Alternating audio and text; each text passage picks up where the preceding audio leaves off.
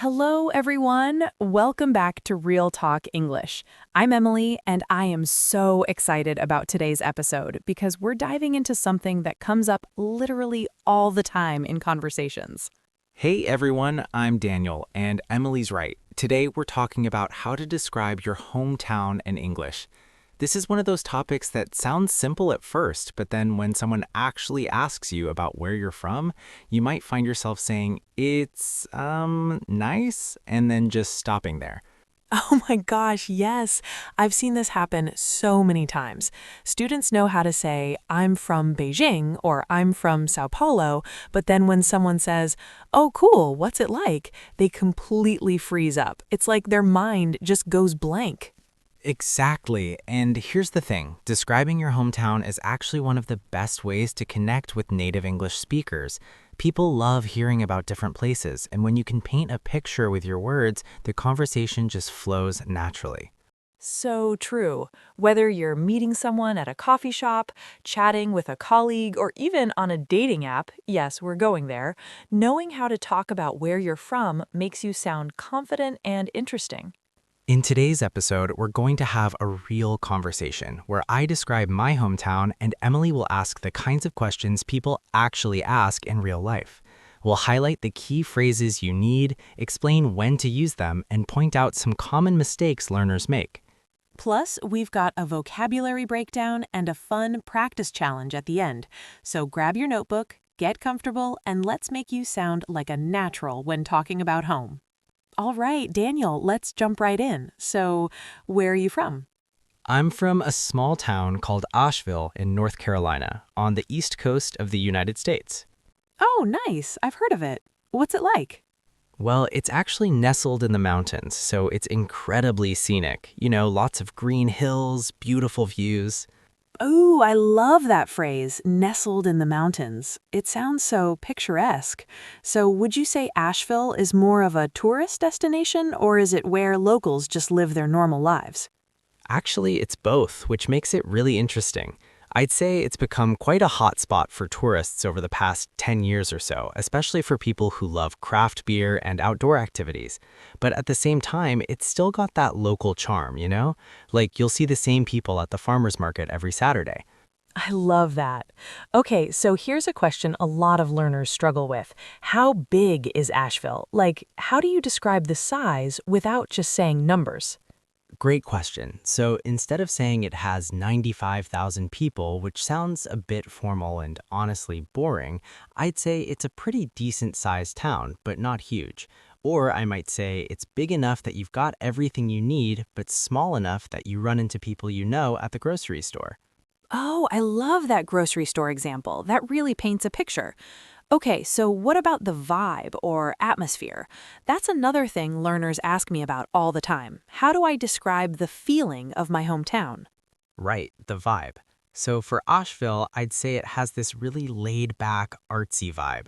People are pretty relaxed, there's live music everywhere, tons of local art galleries. It's the kind of place where you see people with colorful hair and tattoos working in fancy restaurants, and nobody bats an eye. Nobody bats an eye. I love that expression. So that means people don't react or aren't surprised, right? Exactly. It's a very casual way to say something is normal or accepted. Like in my hometown, people wear pajamas to the grocery store and nobody bats an eye. Okay, I need to know what's the weather like because I know that's something people always ask about. Oh man, the weather. Okay, so here's where learners often make a mistake. They say something like the weather is 4 seasons, which doesn't really make sense in English. Right, I hear that one a lot too. So instead, I'd say we get all 4 seasons pretty distinctly, or the weather's pretty mild overall, but we definitely get a taste of everything. In Asheville specifically, I'd say the falls are absolutely gorgeous. The leaves change color and it's just stunning.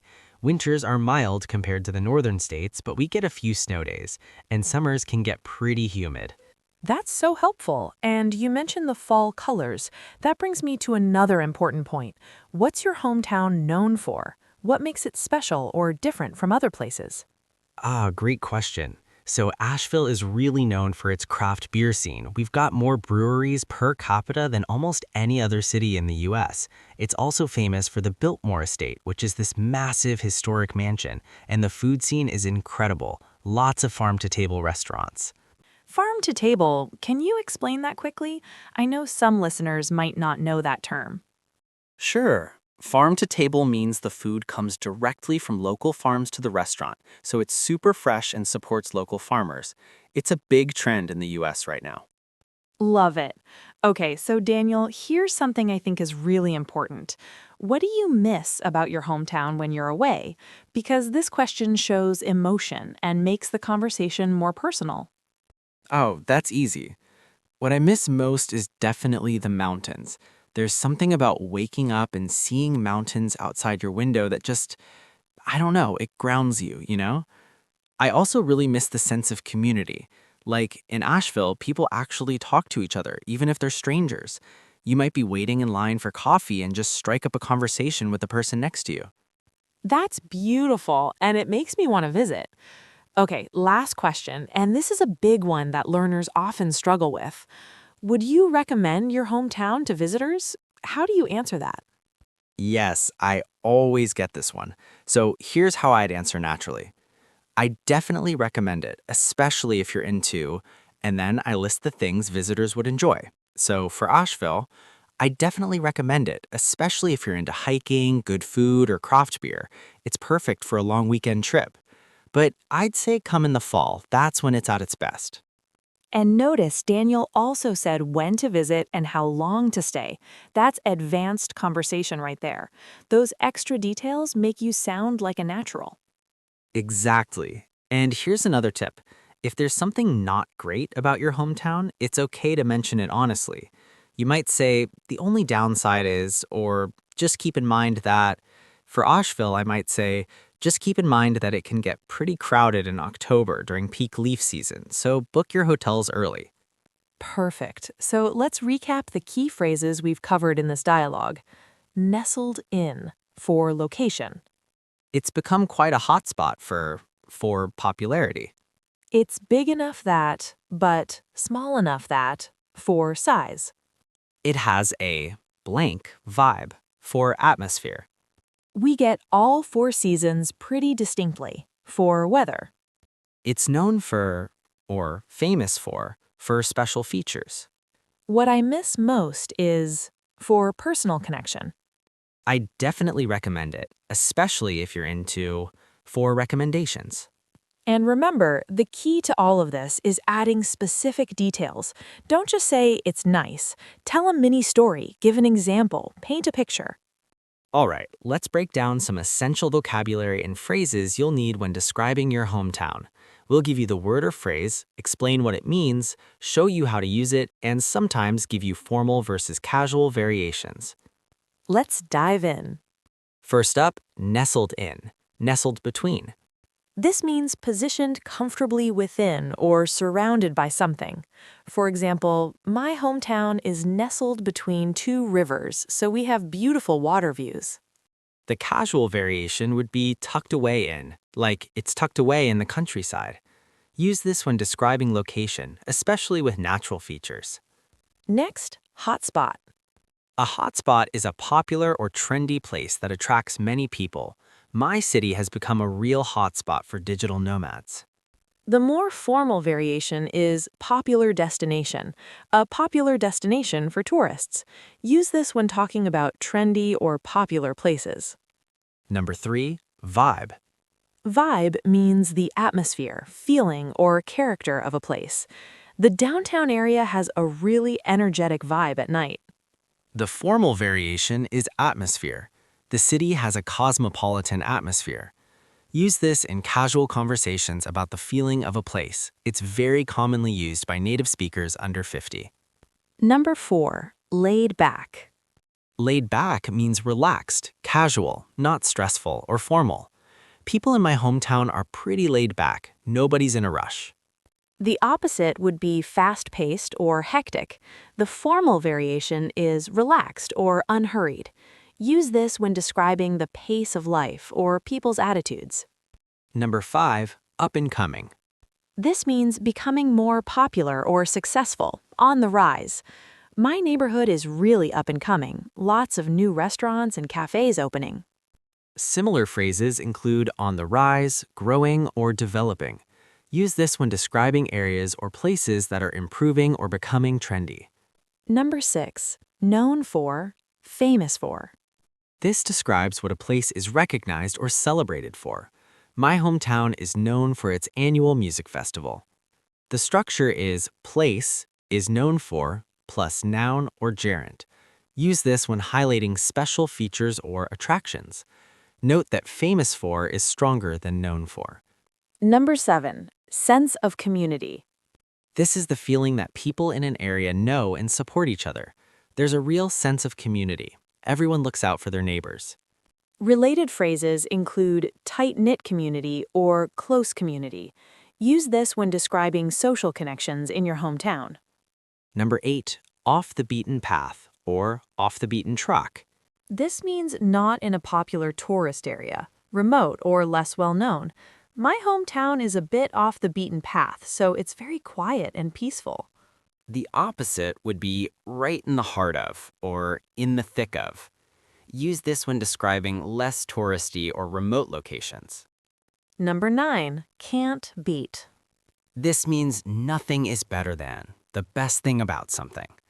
You can't beat the sunsets in my hometown. They're absolutely incredible.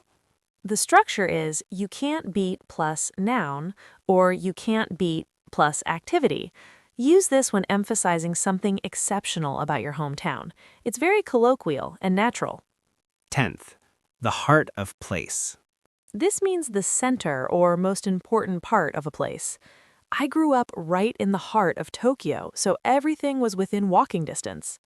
Related phrases include the center of, downtown, or the main area. Use this when describing central locations.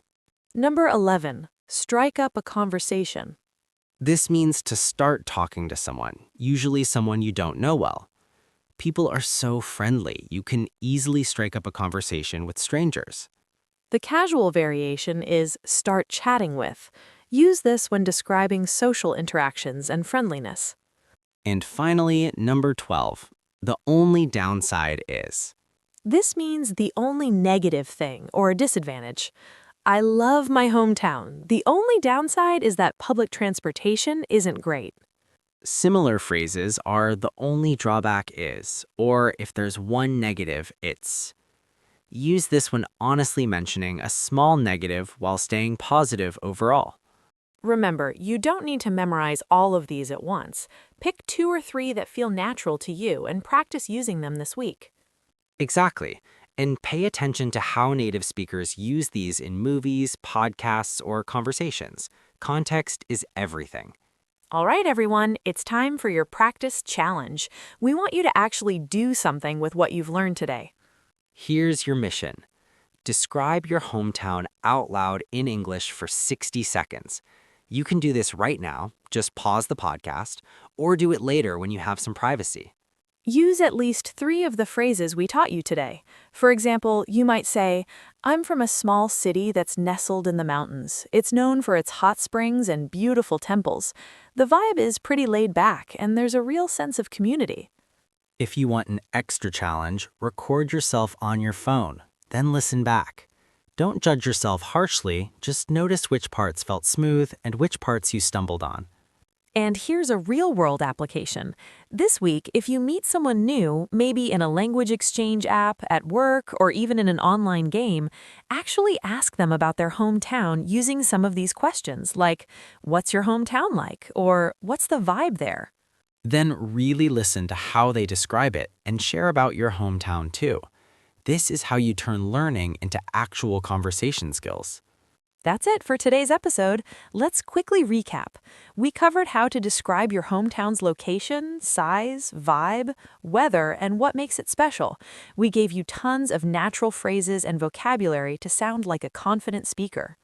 Remember, the key is being specific and adding personal details. Don't just say it's nice, paint a picture with your words.